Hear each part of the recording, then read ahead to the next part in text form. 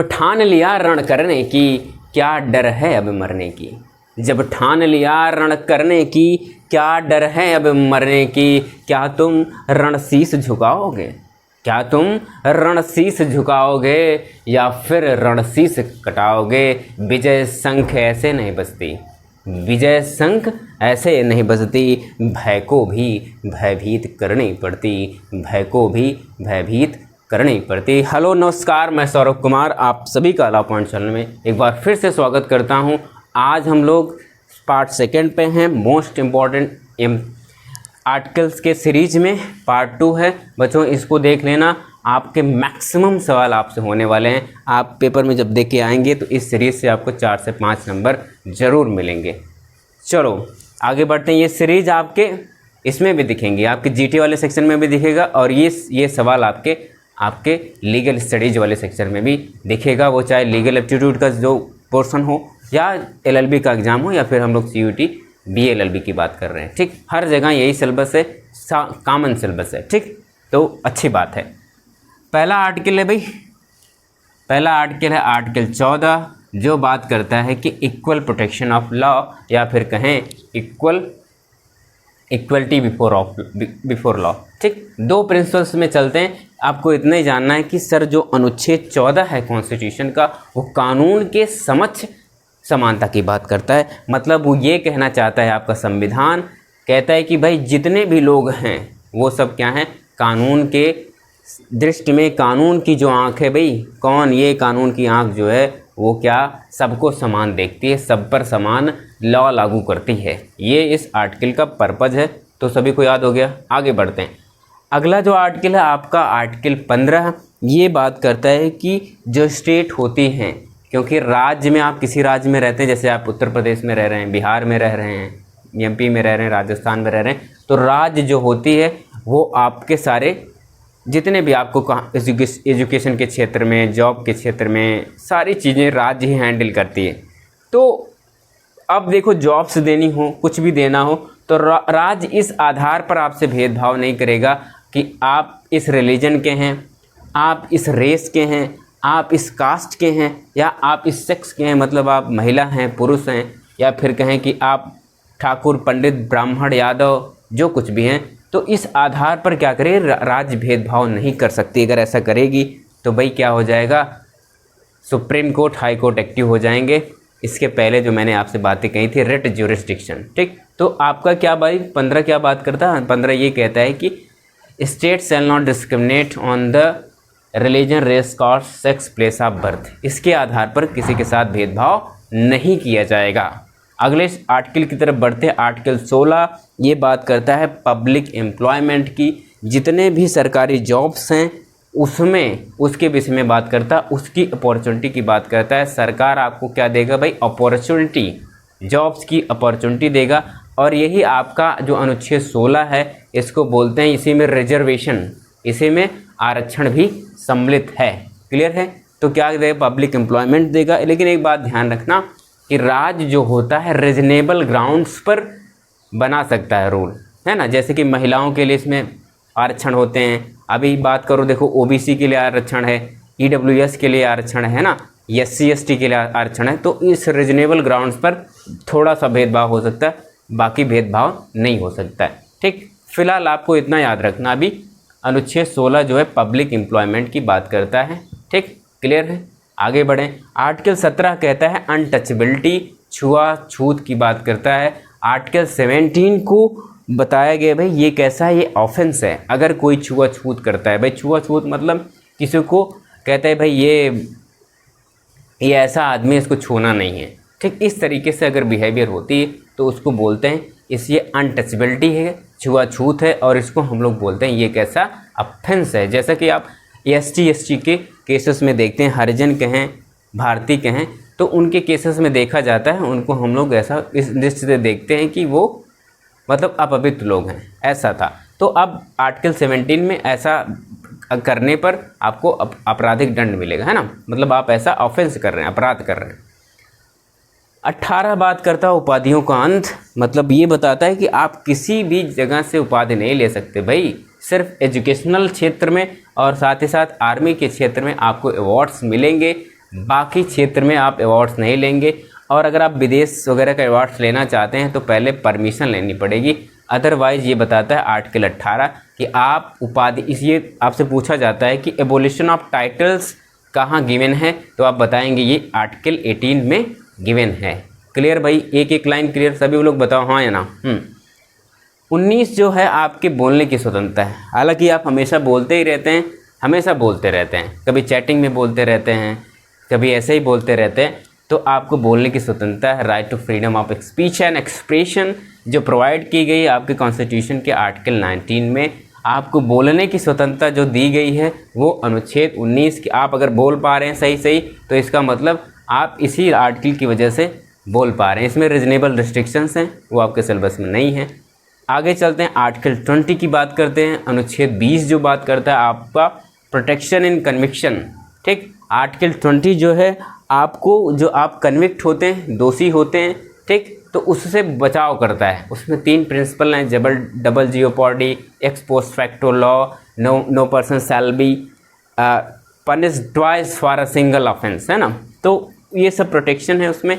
ठीक, हम हालांकि आप जानिएगा ये अभियुक्त के प्रोटेक्शन की बात करती है, आरोपी की रक्षा की बात करती है। कौन सा? आर्टिकल 20। आर्टिकल 21 की बात करें, हमने पहले भी कर लिया है। इसकी बात करता है right to life and liberty, personal liberty, आपके जीवन जीने की, और साथ ही साथ पर्सनल व्यक्तिगत स्वतंत्रता की बात करता है अनुच्छेद 21। क्लियर है भाई, सभी लोगों को क्लियर है? कोई डाउट हो तो ज़रूर कमेंट बॉक्स में मुझे बताना। आ रही बात समझ में? चलो आगे बढ़ते हैं। बहुत ही मोस्ट इम्पॉर्टेंट आर्टिकल है जो आर्टिकल 21A है, 21A, अनुच्छेद 21 का जो बात करता है राइट टू एजुकेशन की बात करता है। क्या बात करता है भाई? राइट टू एजुकेशन की बात करता है। सभी लोग मुझे कमेंट बॉक्स में बताओ ये अनुच्छेद 21A कब आया, राइट टू एजुकेशन एक्ट कब जोड़ा गया, संविधान में कब जोड़ा गया, सभी लोग मुझे कमेंट बॉक्स में बताओ। क्लियर है? किसकी बात करता है भाई? एजुकेशनल राइट की। आपको पढ़ाई का अधिकार है भाई, तो आपको शिक्षा लेने का अधिकार है। ये किसमें बताता है? 20A में। क्लियर? आगे चलते हैं। अनुच्छेद 22 बात करता है प्रोटेक्शन, आपको प्रोटेक्शन दिलवाता है, हाँ, गिरफ्तारी से। जब आप अरेस्ट हो जाते हैं तो उस केस में आर्टिकल 22 लगता है। इसमें आर्टिकल 22 में बहुत सारे प्रोविजंस हैं।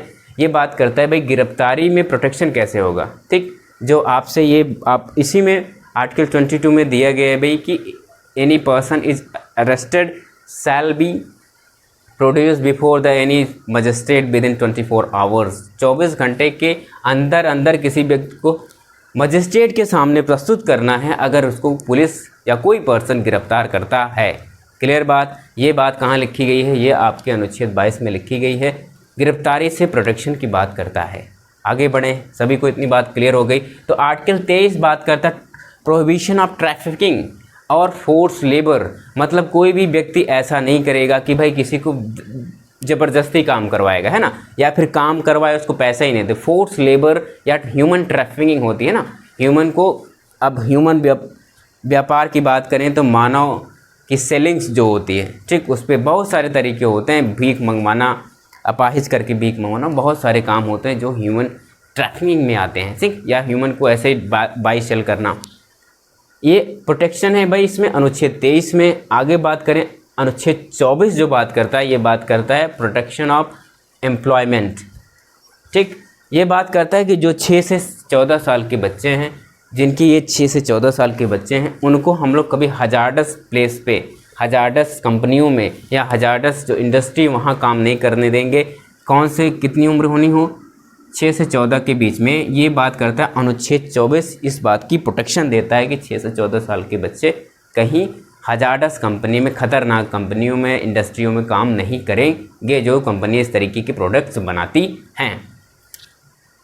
अगला अनुच्छेद है आपका अनुच्छेद 25, जो आपको ये स्वतंत्रता देता है कि आप हरे कृष्णा हरे कृष्णा हरे कृष्णा हरे कृष्णा करें, या जय श्री राम जय श्री राम जय श्री राम जय श्री राम, या फिर अल्लाहु अकबर अल्लाहु अकबर। ये अंतःकरण की स्वतंत्रता और प्रोफेस करने की स्वतंत्रता, तो आपके जो अंतः मन में है उसको करिए। ये सब स्वतंत्रता आपको कहाँ दी गई है? ये आपके अनुच्छेद 25 में, आर्टिकल 25 में दी गई। आप किसी चीज़ को माने और उसको प्रचारित करें, ये आपका राइट है। ठीक, कुछ भी हो सकता है। आप जो मानना चाहें, हनुमान जी को माने, शंकर जी को माने, अल्लाह को माने, साईं जी को माने, किसी को भी मान सकते हैं। ठीक, आगे चलें।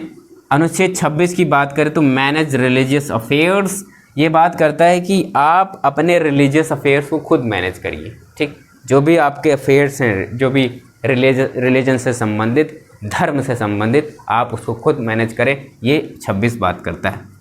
27 क्या बात करता है? पेमेंट ऑफ टैक्स, मतलब आपने ऐसा कुछ बनाया है रिलीजन के संबंध में, आपने कोई संस्था बना ली तो आपसे सरकार टैक्स नहीं मांगेगी। अगर उस संस्था में कुछ इनकम आ रही है तो आप ये कहेंगे कि मैं इस धर्म को बढ़ाने के लिए इस संस्था का मतलब संचालन कर रहा हूँ, तो वहाँ आपसे सरकार टैक्स नहीं ले सकती। ये प्रोटेक्शन कहाँ दिया गया? अनुच्छेद 27 में, टैक्स में छूट।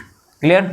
किस किस केस में? सिर्फ रिलीजन के क्षेत्र में। ठीक, आगे बढ़ें तो 28 बात करता है एजुकेशनल इंस्टीट्यूशन में इंस्ट्रक्शंस।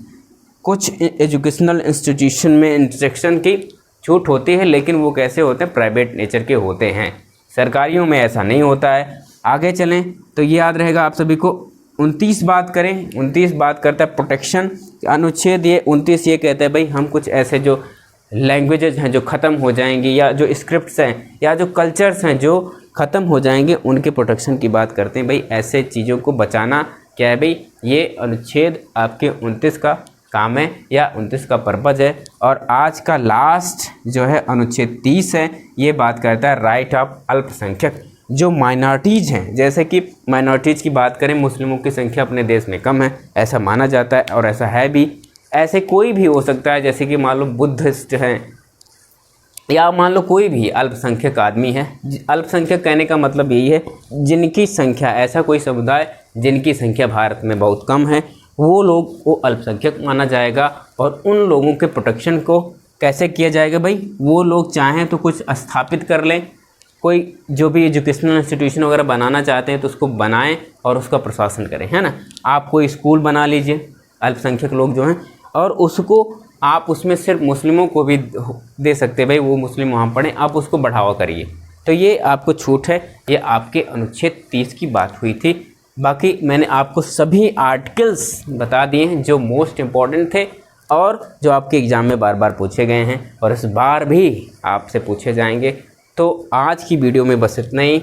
सभी लोग अच्छे से अपने पेपर्स दें, ठीक, और अच्छे से तोड़ फोड़ के आएँ, और ये आपको करना ही करना होगा, ठीक। और अगर आपको कोई दिक्कत हुई हो तो कमेंट बॉक्स में ज़रूर बताएं, उस पर मैं फिर से एक नई वीडियो के माध्यम से, अगर आप इतनी कोशिश करेंगे कि आप ये बताने की कोशिश करेंगे माय लॉर्ड, सॉरी सर, मुझे यहाँ तक चीज़ें समझ में आई, इसके आगे चीज़ें नहीं समझ में आई, तो बेटर मैं उसको और एक्सप्लेन करूँगा।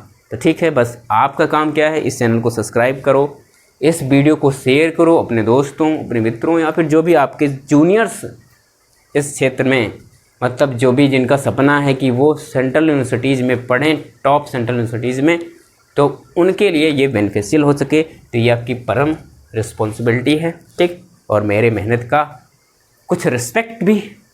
चलो, तो उम्मीद है आप लोग ऐसा करेंगे। तो आज के लिए बस इतना ही, मिलते हैं कल